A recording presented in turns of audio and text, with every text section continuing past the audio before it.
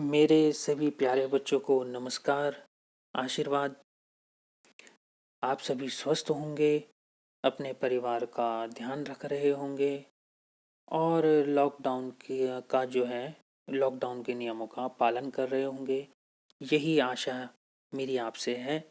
और जैसा कि हम सभी जानते हैं बच्चों कि इस लॉकडाउन की अवधि में हमारा ऑनलाइन शिक्षण चल रहा है। ऑनलाइन शिक्षण हमारा 8 अप्रैल से नियमित रूप से सुचारू रूप से चल रहा है, जिसमें हिंदी शिक्षण में हमने कई कार्य कर लिए हैं। तो इसी के अंतर्गत आज मैं आपके लिए एक वीडियो बना करके लेकर आया हूँ। और इस वीडियो में जो है मैं आपको हिंदी पाठ्य पुस्तक से आज अध्ययन करवाऊँगा। वैसे तो हमारी जो अभी तक कार्य कर लिया है हमने हिंदी शिक्षण के अंतर्गत, जिसमें व्याकरण के कुछ बिंदुओं पर हमने चर्चा की। अपठित गद्यांश हो, पत्र लेखन हो, जिसमें औपचारिक अनौपचारिक पत्र हो, निबंध लेखन हो, अनेकार्थक शब्द हो, आदि बिंदुओं पर हमने कार्य कर लिया है। और जिसका जो है बच्चों ने अच्छा रिस्पॉन्स भी मुझे दिया। बच्चों ने उसको बहुत सुंदर लेख में जो भी मैंने उन्हें बताया था उन सब चीज़ों को उन्होंने पालन किया और बहुत सुंदर लेख में मुझे फ़ोटो क्लिक करके भी व्हाट्सएप में भेजी। तो इसी के अंतर्गत आज हम जो है हिंदी पाठ्य पुस्तक पढ़ना शुरू करेंगे। हिंदी पाठ्य पुस्तक, जैसे कि आपको पता है कि इस वर्ष आपके पास हिंदी पाठ्य पुस्तक में क्षितिज भाग 2 लगी है। भाग 1 आप कक्षा 9 में पढ़ चुके हैं, जिसमें जो है आपने पिछले वर्ष भाग 1 में क्षितिज भाग 1, कृतिका भाग 1, संस्कृत विनोदिनी भाग 1। इस वर्ष भाग 2 में आएगा, यानी क्षितिज भाग 2, कृतिका भाग 2 और संस्कृत विनोदिनी भाग 2। ये आपका पाठ्यक्रम, जो आपकी पाठ्य पुस्तकें हैं पाठ्यक्रम के अंतर्गत, वो ये हैं। तो आज हम जो है, जैसे कि आप क्षितिज के बारे में आप सभी जानते हैं कि गद्य खंड और काव्य खंड 2 भागों में विभक्त हैं। तो इस वर्ष जो है सर्वप्रथम जो है काव्य खंड है, फिर गद्य खंड है। तो काव्य खंड में हम पढ़ना शुरू करेंगे, जिसमें जो है काव्य खंड में सबसे पहला पाठ है सूरदास।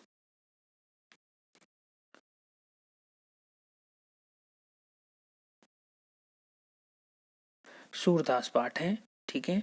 तो सूरदास जो हैं क्या थे, इन्होंने अपने जीवन में क्या किया, कौन थे सूरदास, इनकी रचनाएं क्या हैं, इन्होंने क्या लिखा, और ये सभी चीज़ें जो हैं, जैसे कि आपने भी पहले पुरानी कक्षा में जो है कुछ पद पढ़े हैं, जैसे कि मीराबाई के पद, ठीक है। सूरदास के भी पद आपने पढ़े, कक्षा 8 में पढ़े, कक्षा 8 में है, हाँ।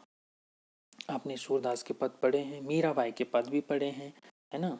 तो वैसे ही जो है इस वर्ष आपके पास भी सूरदास जी फिर से आए हैं। तो इनके विषय में थोड़ा हम चर्चा करते हैं कि इन्होंने अपने जीवन में क्या किया और इनका जन्म कहाँ हुआ, ठीक है। ये सब चीज़ें जानने के लिए हम इनका थोड़ा सा परिचय, सामान्य परिचय पढ़ते हैं। तो बच्चों, सूरदास जी का जन्म जो है सन 1478 में माना जाता है, यानी 15वीं शताब्दी में सूरदास जी का जन्म माना जाता है। शताब्दी का आपको ज्ञान है कि जो सन चल रहा होता है उसके उस शताब्दी का, जैसे इस समय जो है 2020 चल रहा है, तो यानी कि ये 21वीं शताब्दी है। ऐसे ही 1478 है, तो यानी कि ये 15वीं शताब्दी है। तो इसी में जो है 1478 15वीं शताब्दी में 1478 ईस्वी में सूरदास जी का जन्म हुआ था। एक मान्यता के अनुसार उनका जन्म जो है मथुरा के निकट रुनकता या रेणुका क्षेत्र में हुआ। जो एक हमारे हिंदी साहित्य के एक प्रसिद्ध कवि हुए हैं गोकुलनाथ, इनकी एक रचना है 84 वैष्णव की वार्ता। इसके आधार पर जो सूरदास जी का जन्म है वो रुनकता क्षेत्र में माना जाता है। कौन सी बुक बताई मैंने? 84 वैष्णव की वार्ता, ठीक है। 84 वैष्णव, 84 वैष्णव की वार्ता में जो है सूरदास जी का जन्म जो है कहाँ माना जाता है? रेणुका क्षेत्र में माना जाता है। और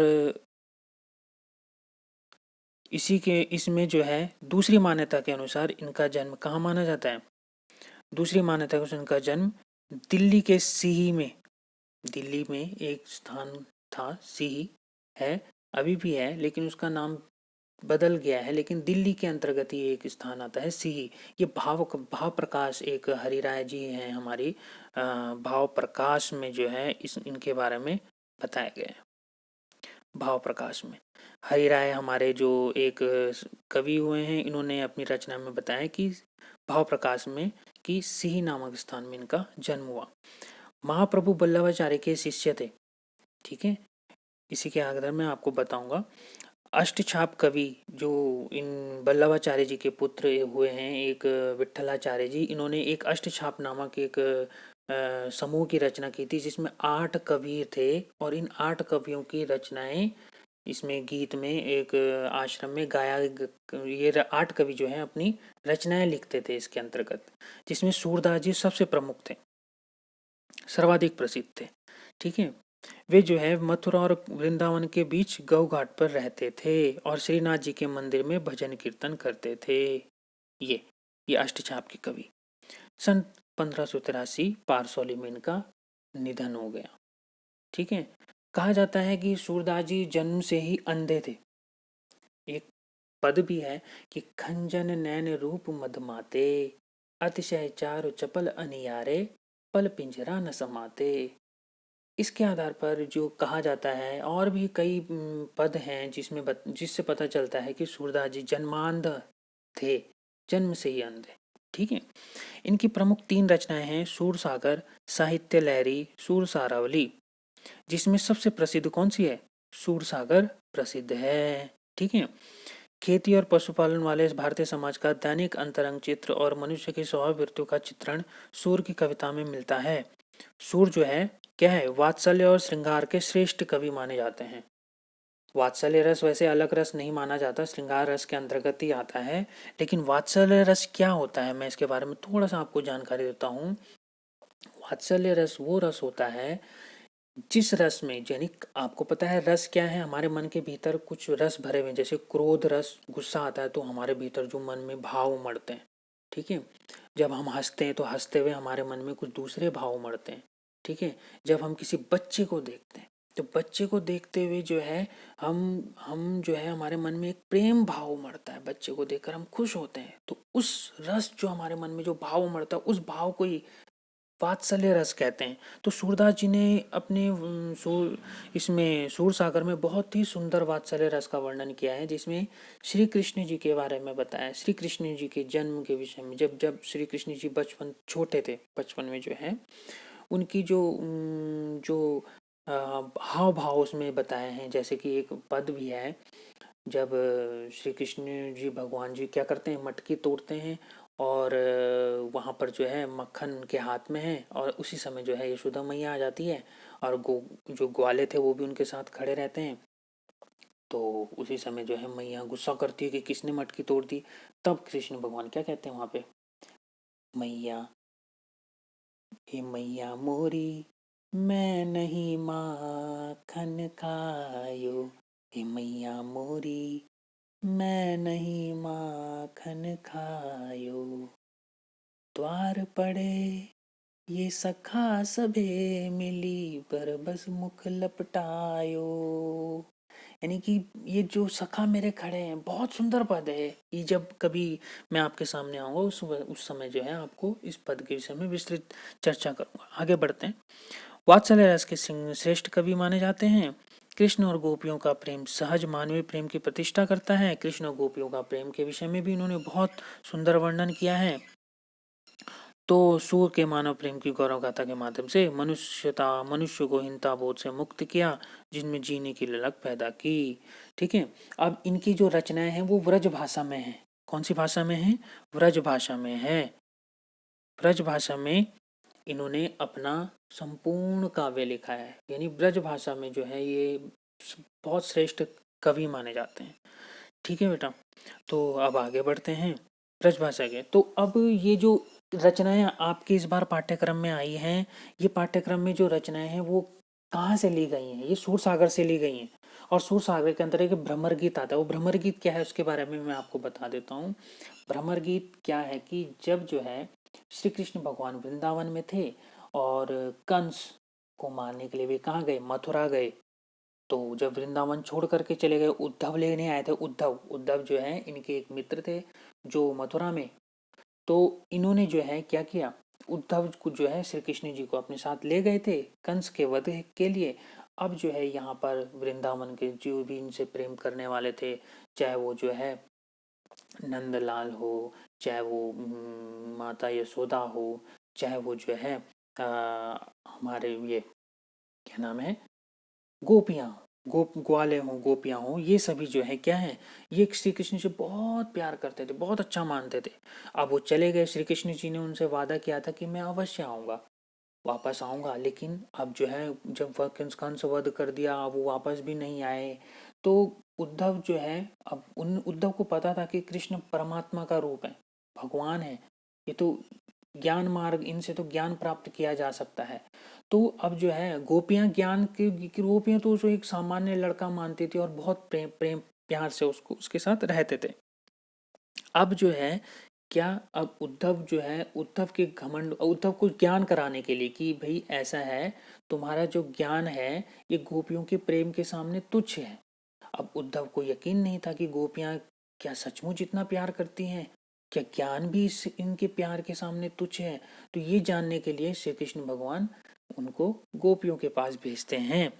अब उद्धव गोपियों के सामने आते हैं। अब गोपियां तो पहले से जो है उनकी कृष्ण जी की आस में व्यतीत थी कि अब आएंगे तब आएंगे, लेकिन आए तो है नहीं। अब जो है क्या हुआ, उद्धव को भेज दिया ज्ञान का संदेश लेकर। अब उद्धव को भेज दिया, अब क्या, उद्धव वहां पे आ गए। अब गोपियां जो है वो ज्ञानी पुरुष थे। अब ऐसा होता है जब हम किसी ज्ञानी पुरुष को देखते हैं, किसी जो है बड़े व्यक्ति को देखते हैं, तब क्या होता है, हमारा जो है हम हमको उनका सम्मान करना चाहिए, उनसे उनका आदर करना चाहिए। तो गोपियों ने भी किया। सूरदास ने ये अपनी पूरे पदों में दर्शाया है कि गोपियां कितना सम्मान करें। गोपियों ने जो है उनको सीधे वचन नहीं कहे।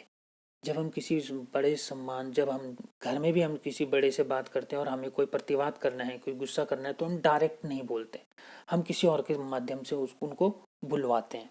तो ऐसे ही जो है जब उद्धव वहां पर आए थे, तो उद्धव जो है ज्ञान का संदेश गोपियों को दे रहे थे। तो गोपियों ने जो है अपना प्रेम का संदेश, अपनी बातें जो है, एक भ्रमर वहां पर उपस्थित था। तो भ्रमर के माध्यम से बोल तो वो उद्धव को रही हैं, सुना तो वो उद्धव को रही है, लेकिन बोल किसको रही है, भ्रमर को बोल रही, यानी भ्रमर को बोल रही हैं, भ्रमर से बात कर रही हैं, लेकिन सुना किसको रही है, उद्धव को सुना रही हैं। तो इसी के आधार पर इन पदों को, जो गोपी और उद्धव का जो संवाद है, इन पदों को भ्रमर गीत कहा जाता है। ठीक है बेटा। तो ये भ्रमर गीत के 4 पद आपके पाठ्यक्रम में इस बार आए हैं। ठीक है। कृष्ण ने मथुरा जाने से, इसमें वही चीज लिखा है, कृष्ण ने मथुरा जाने के बाद स्वयं न लौटकर उद्धव के जरिए गोपियों के पास संदेश भेजा था। ठीक है। उद्धव ने उद्धव ने निर्गुण उद्धव ने क्या, निर्गुण एवं योग का उपदेश देकर गोपियों की विरह वेदना को शांत करने का प्रयास किया। गोपियां ज्ञान मार्ग के बजाय प्रेम मार्ग को पसंद करती थी। इस कारण उन्हें उद्धव का शुष्क संदेश पसंद नहीं आया। तभी वहां एक भौरा आ पहुंचा। यहीं से भ्रमर गीत का प्रारंभ होता है। गोपियों ने भ्रमर के बहाने उद्धव पर व्यंग्य बाण छोड़े। ठीक है। अब ये इन पदों में क्या क्या है, इन पदों में हम आगे, अब जब हम पद पढ़ेंगे तो अब आगे पता चलेगा। ठीक है। अब आगे बढ़ते हैं। अब आता है पहला पद। ठीक है। तो अब पहले आपको ये जानना होगा कि पाठ का नाम क्या है। पाठ का नाम है पद। अब पद किसके, सूरदास के। तो यानी कि पाठ का नाम आप क्या लिखेंगे, सूरदास के पद। क्या लिखेंगे, सूरदास के पद, ये पाठ का नाम होगा। और कवि तो आपको पता ही है कौन है, सूरदास है। तो सूरदास के पद, साथ में आप क्या लिखेंगे, ब्रैकेट में कोष्टक में लिखेंगे भ्रमर गीत। ठीक है, यानी भ्रमर गीत है ये। अब पाठ का नाम है सूरदास के पद भ्रमर गीत, और कवि कौन है, सूरदास है। तो अब बढ़ते हैं। तो पद जो है आपको पता है कविता पाठ है, तो कविता में थोड़ा सा लय ताल का भी ध्यान रखना होगा। ठीक है, पद बहुत सुंदर होते हैं। पद आप बहुत सारे पद को सुने भी होंगे, पढ़े भी होंगे। तो आज हम इसको पढ़ते हैं। ठीक है, क्या है कि उदो तुम हो अति बड़भागी, हे ऊधो तुम हो अति बड़भागी, अपरस रहत स्नेह तगाते, नाहिन मन अनुरागी, पुरई निपात रहत जल भीतर, तारस देह न दागी,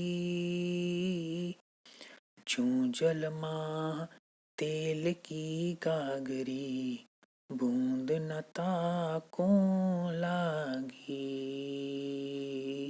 जूं जल माह तेल की गागरी, बूंद न ताको लागी, प्रीति नदी में पाँव न बोरियो, दृष्टि न रूप परागी, सूरदास अबला हम भोरी, गुर चाटी चों पागी, सूरदास अबला हम भोरी, गुर चाटी चों पागी। तो ये पद है, बहुत सुंदर पद है। हाव भाव में मैं यहाँ पे वीडियो में अपने हाव भाव तो नहीं बता पाऊंगा, लेकिन मैं हाव भाव से जो है पद पढ़ाने में ज़्यादा आनंद महसूस करता हूँ। आपको भी शायद से तभी आनंद ज़्यादा महसूस होगा जब हमारी विधिवत कक्षा चलेगी, तो हम फिर से ये पाठ पढ़ेंगे। फिलहाल हम जो है इसका भाव समझते हैं। ठीक है बच्चों, तो क्या है इस भाव में जो है, इस पद में जो है क्या भाव दर्शाया गया है सूरदास जी ने। तो आपको जो है जो इसकी जो भूमिका है वो तो पता चल गई कि जब उद्धव जो है गोपियों के पास जा रखे हैं ज्ञान का संदेश लेकर, अब गोपियां जो हैं क्या कह रही हैं, क्या कह रही हैं गोपियां इस पद में। गोपियां उद्धव से अपनी व्यथा कह रही हैं, अपना दुख कह रही हैं, अपनी जो उसका दर्द है, कृष्ण भगवान के आने की आस थी उनको, कृष्ण आएंगे हमारे साथ रहेंगे। ठीक है, अब वो जो है कृष्ण आए तो है नहीं, तो अब वो उद्धव पे कटाक्ष कर रही हैं, यानी जो कटु वचन बोल रही हैं, लेकिन जो है वो अब आपको पता है भ्रमर को बोल रही हैं, सुना उद्धव को रही। तो उन्हें क्या लगता है कि उद्धव तो कृष्ण के निकट रहते हुए भी उनके प्रेम में नहीं बंधे। ठीक है, यानी वो जो है कृष्ण के साथ रहते हैं, लेकिन फिर भी जो है वो कृष्ण से प्रेम नहीं कर पाए। बस बड़ी बड़ी बातें कर रहे हैं कि वो भगवान का रूप है, ईश्वर है, ज्ञान प्राप्त करो उनसे, ऐसी बड़ी बड़ी बातें, कि प्यार नाम की कोई चीज ही नहीं, प्रेम वो उनसे कर ही नहीं पाए। तो जो है इसी पर वो व्यंग्य कर रही हैं, कटाक्ष कर रही हैं, कह रही हैं, गोपियां कहती हैं, हे उधो धो, ठीक है, हे उधो तुम हो अति बड़भागी की, तुम बड़े भाग्यवान होगे, तुम बहुत बड़े भाग्यवान हो। ठीक है, कि क्या है कि तुम जो है कृष्ण के साथ रहकर भी उनके मोह में नहीं बन पाए, कृष्ण से जरा भी मोह नहीं कर पाए, कृष्ण से प्रेम ही नहीं कर पाए। ठीक है, किसी प्रकार का भी अनुराग तुम्हारे मन में नहीं आया, किसी प्रकार में बंधन में तुम नहीं फंसे, बल्कि वे तो कृष्ण के प्रेम रस से जैसे अछूते से रह गए हो। ठीक है, कैसे, किस तरह से, जैसे अपरस रहत सने तगाते, अपरस। ठीक है, अपरस क्या है, वही चीज है कि हम जो है अपरस रहत सने, स्नेह यानी प्रेम, अपरस यानी अपरस यानी स्पर्श भी नहीं कर पाया, सने तगाते ना ही न मन अनुरागी, ना है तो उनके जो है उनके उनके प्रेम को तुम स्पर्श कर पाए, उनके स्नेह को प्रेम को तुम स्पर्श कर पाए, और ना ही जो है तुम क्या है उन तुम्हारे मन में उनके प्रति अनुराग यानी प्रेम भाव पैदा हुआ। ठीक है, ना तो तुम जो है तुम्हारे मन में उनके लिए कोई क्या है तुम उनके प्रेम को स्पर्श कर पाए, और ना ही न मन अनुरागी, ना ही जो है तुम्हारे मन में कोई अनुराग यानी प्रेम प्रकट हुआ, तुम अछूते से रह गए। किस तरह से, जैसे पूरी इनिपात रहत जल भीतर, पूरी इनिपात, पूरी इनी को यह है कमल, कमल का फूल होता है ना, तो उस पे जो है पात यानी पत्ते, कमल के पत्ते।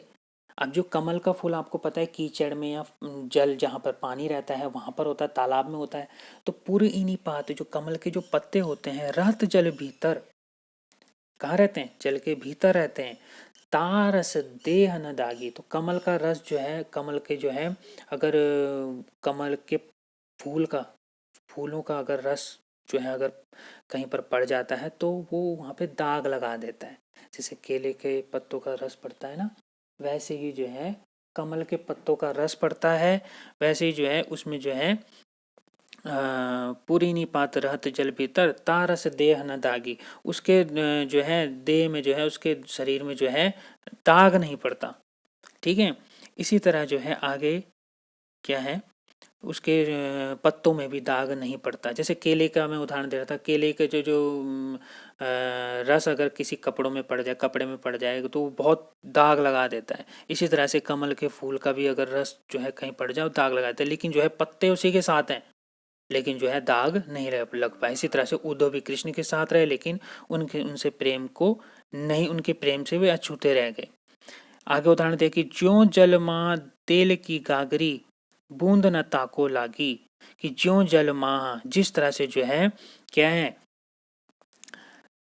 तेल से चुपड़े हुए गागर पर, यानी जिस तेल जो है गागर पे तेल लगा है, तेल से भरा तेल है, अब उस गागर पर जो है, चुपड़े हुए गागर पर जो है एक भी बूंद नहीं ठहरती। आप तेल को और पानी को मिलाने की कोशिश करो, नहीं मिलेंगे। तेल कहाँ रह जाएगा, पानी कहाँ रह जाएगा। इसी तरह से जो है उदाहरण दिया कि जो जल माह, कि तेल की गागरी, अगर जल जल में जो है तुमने तेल की गागरी, तेल से चुपड़ी हुई गागरी डाल दी, तो जो है उस गागरी में पानी की एक भी बूंद नहीं टिकेगी। ठीक है। इसी तरह से गोपी उद्धव भी जो है कृष्ण से, कृष्ण के प्रेम से अछूते रह गए। क्या है, प्रीति नदी में पाँव न बोरियो। ठीक है। क्या बोला कि प्रीति नदी में पाँव न बोरियो दृष्टि न रूप रागी। क्या बोला कि उद्धव तो प्रेम की नदी के पास होकर भी उसमें डुबकी नहीं लगाते हैं, डुबकी नहीं लगा पाए, कि प्रीति नदी में पाँव न बोरियो, जब जो है प्रेम की नदी में जो है वो डुबकी नहीं लगाते हैं, और उनका मन पराग, क्या है, पराग को देखकर भी मोहित नहीं हो पाता। ठीक है। यानी कि दृष्टि न रूप पराग, कृष्ण के पराग रूपी रूप को वे जो है देख भी नहीं पाए, यानी प्रेम रूप को वे नहीं देख पाए। ठीक है। इसी तरह आगे बोल रही हैं, सूरदास जी कह रहे हैं कि गोपियाँ कहती हैं कि हे उद्धव, हम तो क्या हैं, अबला और भोरी, हम तो अबला हैं, हम भोरी हैं, भोली हैं, बहुत ही भोली हैं हम, कि गुर चाटी जो पागी। वे तो कृष्ण के प्रेम से इस तरह से लिपटी हुई हैं, जिस तरह से जो है क्या है, गुड़ चाटी जो पागी, जिस तरह से गुड़ में चींटियां लिपट जाती हैं, गुड़ में चींटियां लिपट जाती हैं ना, मीठे को देख करके चींटियां उसमें चिपक जाती हैं, उसी तरह से जो है गोपियां भी जो हैं कृष्ण के प्रेम में बंधी हुई हैं, कृष्ण के प्रेम में बहुत मुग्ध हैं। ठीक है। तो ये पद था, और इस पद का भाव मैंने आपको बताने की कोशिश की। आशा है आप थोड़ा समझेंगे। ठीक है। आज इतना काफ़ी करते हैं, पहला पद काफ़ी करते हैं। ठीक है। अब जो है, क्योंकि अब दूसरा पद के लिए बहुत लंबी वीडियो बन जाएगी, तो आज इतना ही काफ़ी है। तो धन्यवाद।